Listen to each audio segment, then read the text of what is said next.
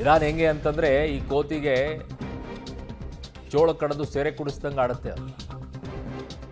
So Israel ಕ್ಷಿಪಣಿ ದಾಳಿಗೆ ಈಗ 3 ಜನ ಸಾವನ್ನಪ್ಪಿದರೆ ಹಮಾಸ್ ಅಧಿಕಾರಿ ಸಾವು ಅಂತ ಲೆಬನಾನ್ ಮಾಧ್ಯಮ ವರದಿಯನ್ನ ಮಾಡ್ತಾ ಇದೆ. ಈಗ ಲೆಬನಾನಿನ ಗಡಿ ಗ್ರಾಮಗಳಲ್ಲಿಯೂ ಕೂಡ ದಾಳಿ ಸಂಭವ ಇದೆ. ಒಳಗಡೆ ನುಗ್ಗಿದೆ ಈಗ ಇಸ್ರೇಲ್. ಗಡಿ ಗ್ರಾಮಗಳ ನಿವಾಸಿಗಳಿಗೆ ಸ್ಥಳಾಂತರಗೊಳ್ಳಲು ಎಚ್ಚರಿಕೆಯನ್ನ ನೀಡಿದೆ. ಲೆಬನಾನ್ ಏರ್ಪೋರ್ಟ್ ಬಳಿ ಇಸ್ರೇಲ್ ದಾಳಿಯನ್ನ ಮಾಡಿದೆ. ಬೆಂಜಮಿನ್ ನೇತನ್ಯಾಹು ಮೊನ್ನೆ ಅಷ್ಟೇ ಹೇಳಿದ್ರು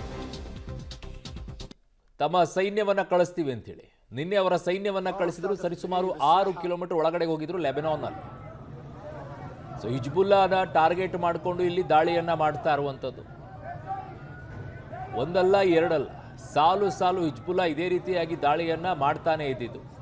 ಸೊ ಹಾಗಾಗಿ ಈಗ ಲೆಬನಾನ್ಗೆ ತಕ್ಕ ಪಾಠವನ್ನ ಕಲಿಸಬೇಕು ಅಂತಾನೆ ಒಳಗಡೆಗೆ ಇಸ್ರೇಲ್ ಎಂಟ್ರಿ ಕೊಟ್ಟಿದೆ.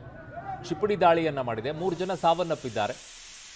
ಇನ್ನೂ ಕೂಡ ಒಳಗಡೆಗೆ ಹೋಗ್ತಾ ಇದ್ದಾರೆ. ಬಿಡೋದಿಲ್ಲ. ಲೆಬನಾನಿಗೆ ಒಂದು ದೊಡ್ಡ ಪಾಠವನ್ನ ಕಲಿಸ್ತಾರೆ ಅಂತ ಕಾಣಿಸುತ್ತೆ. ಅವ್ರ ಟಾರ್ಗೆಟ್ ಲೆಬನಾನ್ ಅನ್ನೋದಕ್ಕಿಂತಲೂ ಹೆಚ್ಚಾಗಿ ಹಿಜ್ಬುಲ್ಲಾ ಅನ್ನೋದು. ನನ್ನ ಸಹೋದ್ಯೋಗಿ ಈಗ ಶಬೀರ್ ನನ್ನ ಸಂಪರ್ಕಕ್ಕೆ ಸಿಗ್ತಾ ಇದ್ದಾರೆ. ಶಬೀರ್, ಈಗ ಲೆಬನಾನ್ ವಿಚಾರಕ್ಕೆ ಬರೋದಾದ್ರೆ ಏನ್ ಸಿಗ್ತಾ ಇದೆ ಅಪ್ಡೇಟ್ಸ್? ಯಾವ ರೀತಿಯಾದಂಥ ದಾಳಿಯನ್ನ ಇಸ್ರೇಲ್ ಮಾಡ್ತಾ ಇದೆ? ನೋಡಿ, ಇವತ್ತು ಕೂಡ ಇಸ್ರೇಲ್ ಲೆಬನಾನ್ನ ಮೇಲೆ ದಾಳಿಯನ್ನು ಮುಂದುವರಿಸಿರುವಂಥದ್ದು. ಮುಖ್ಯವಾಗಿ ಹೆಜ್ಬುಲ್ಲಾ ಸಂಘಟನೆಗೆ ಸಂಬಂಧಪಟ್ಟಂತಹ ಸ್ಥಳಗಳನ್ನು ಗುರಿಯಾಗಿಸಿಕೊಂಡು ದಾಳಿಗಳು ನಡೀತಾ ಇದ್ದಾವೆ ಅನ್ನುವಂಥ ಮಾಹಿತಿಗಳು ಕೂಡ ಬರ್ತಾ ಇದ್ದಾವೆ.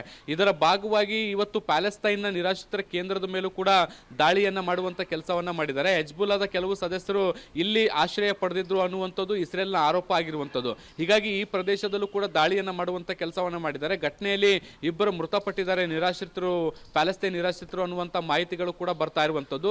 ಕಳೆದ 3 ದಿನಗಳಿಂದ ನಿರಂತರವಾದಂಥ ದಾಳಿ ಲೆಬನಾನ್ನ ಮೇಲೆ ಆಗ್ತಾ ಇರುವಂತದ್ದು.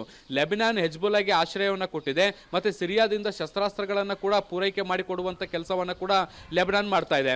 ಮತ್ತೊಂದು ಕಡೆಗೆ ಇರಾನ್ನ ಮೇಲೆ ದಾಳಿಯನ್ನ ಇಸ್ರೇಲ್ ಹೆಚ್ಚು ಮಾಡ್ತಾ ಇದ್ದಂತೆ ಇಸ್ರೇಲ್ನ ಮೇಲೆ ಹೆಜ್ಬುಲ್ಲಾ ದಾಳಿಯನ್ನ ಮಾಡುವಂಥ ಕೆಲಸವನ್ನು ಕೂಡ ಮಾಡ್ತಾ ಇರುವಂತದ್ದು. ಸೊ ಹೀಗಾಗಿ ಇದಕ್ಕೆ ಪ್ರತಿ ದಾಳಿಯಾಗಿ ಹೆಜ್ಬುಲ್ಲಾವನ್ನ ನಾಶಪಡಿಸುವಂಥ ಕೆಲಸವನ್ನು ಕೂಡ ಈಗ ಇಸ್ರೇಲ್ ಮಾಡ್ತಾ ಇರುವಂತದ್ದು.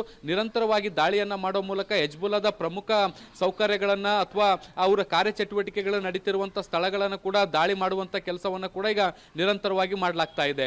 ಅರುಣ್, ಓಕೆ ಶಬೀರ್, ಹಾಗೆ ಸಂಪರ್ಕದಲ್ಲಿ ವಾಪಸ್ ಬರ್ತೀನಿ ನಿಮ್ಮ ಹತ್ರ. ಲೆಬನಾನಿನ ಗಡಿ ಗ್ರಾಮಗಳಲ್ಲಿಯೂ ಕೂಡ ದಾಳಿ ಸಂಭವ ಅಂತಿದ್ದಾರೆ. ಒಳಗಡೆಗೆ ಸೇನೆಯನ್ನ ಇಸ್ರೇಲ್ ಕಳುಹಿಸಿಬಿಟ್ಟಿದೆ. ನಿನ್ನೆ ಅಷ್ಟೇ 6 ಕಿಲೋಮೀಟರ್ ಒಳಗಡೆಗೆ ಹೋಗಿದ್ರು ಲೆಬನಾನ್ ಒಳಗಡೆಗೆ.